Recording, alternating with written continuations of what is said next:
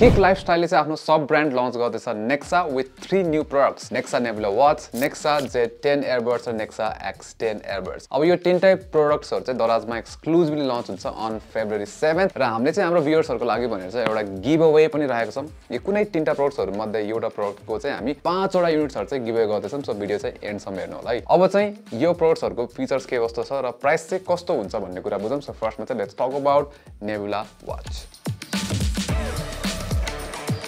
नेक्साको यो nebula watch चाहिँ launch हुँदाखेरि प्राइस 3000 देखि 3500 भित्र चाहिँ लन्च हुन्छ हैन र यो लन्च हुँदाखेरि चाहिँ नेपालमा अवेलेबल एमोलेड वाच भएको सबभन्दा अफोर्डेबल वाच हुन्छ भनेर भनिएको छ है त। सो यसमा चाहिँ हामीले 2.1 इन्चको डिस्प्ले पाउँछौं हैन। यो चाहिँ एमोलेड डिस्प्ले हो। त्यसैगरी यसमा चाहिँ हामीले ब्राइटनेस 800 निट्स, त्यसैगरी यसमा चाहिँ एउटा प्रोटेक्सन पनि छ एक्सएन सेसन भनेर हैन। अब कसरी प्रोनाउन्स गर्छ फर्स्ट टाइम सुन्न छु मैले पनि हैन। फर्स्टमा चलाउँदाखेरि चाहिँ यसको इम्प्रेसन्स ठिकै छ, डिस्प्ले ठुलो छ। त्यसैगरी बाहिर हुन्छ नि आउटडोर चलाउँदाखेरि डाइरेक्ट घाममा चलाउँदाखेरि सजिलो छ। त्यसैगरी जुन टच रेस्पोन्सहरु पनि यसको स्मुथै छ है। So first impression display is good.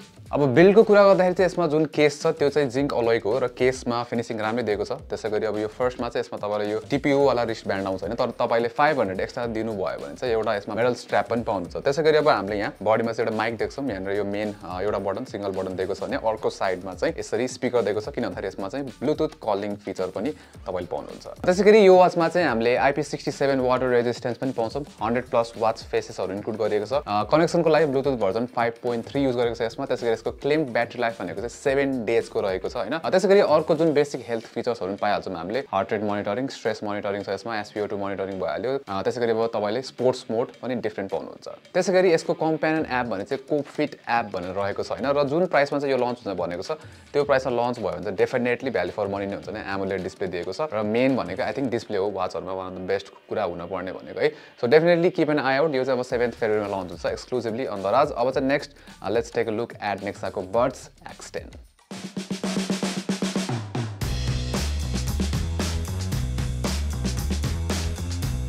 अब यो हो नेक्सा X10 ANC एयरबड्स हैन र यसको प्राइस हुनेछ 2199। सो यो प्राइसमा चाहिँ ANC एक्टिभ नोइज क्यान्सलेसन आइरहेको छ र फर्स्टमै हुन्छ नि यो बड्सको चाहिँ बिल्ड क्वालिटी निकै राम्रो फिल हुन्छ कि लाइक केस हुन्छ नि लाइक टच निकै राम्रो छ। यसको जुन हुन्छ नि यो फिनिशिङ पनि निकै राम्रो फिल हुन्छ। त्यसैगरी यसमा चाहिँ अब एन्टी स्क्रैच रबर कोटिङ भनेर भनेको छ। त्यसले गर्दा नि होला यो जोस केसको फिल चाहिँ निकै राम्रो र ड्युरेबल छ। तलपट्टि टाइप सी पोर्ट दिएको छ, LED इन्डिकेटर पनि यहीँनिर छ हैन।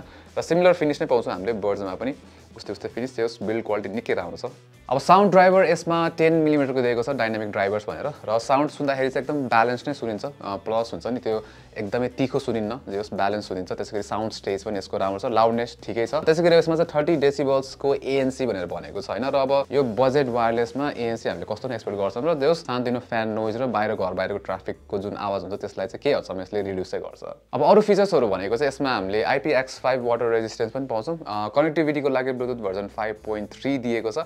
त्यसैगरी ब्याट्री ब्याकअप क्लेम भनेको टोटल प्लेब्याक यसमा 45 आवर्स रहेको छ र फास्ट चार्जिङ इन्क्लुडेड छ यसमा है। अब प्राइसको लागि चाहिँ डेफिनेटली यो साउन्ड वाइज वर्थ इट नै हुन्छ र क्वालिटी वाइज पनि वर्थ इट नै हुन्छ है। अब चाहिँ हामी नेक्साको नेक्स्ट एयरबड्स हेरौँ, Nexa Z10।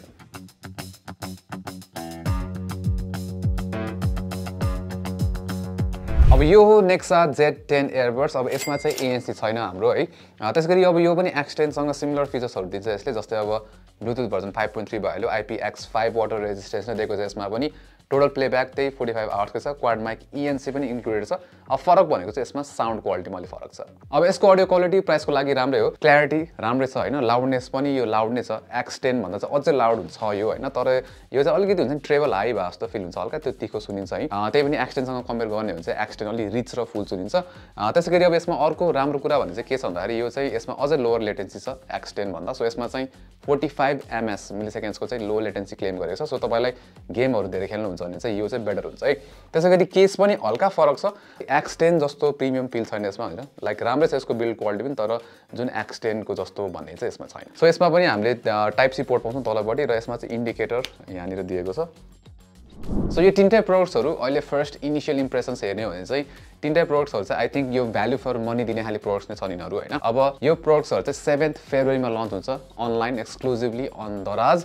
So do check out हैन त्यो डेटमा चाहिँ यो प्रोडक्ट्सहरु किन्नको लागि।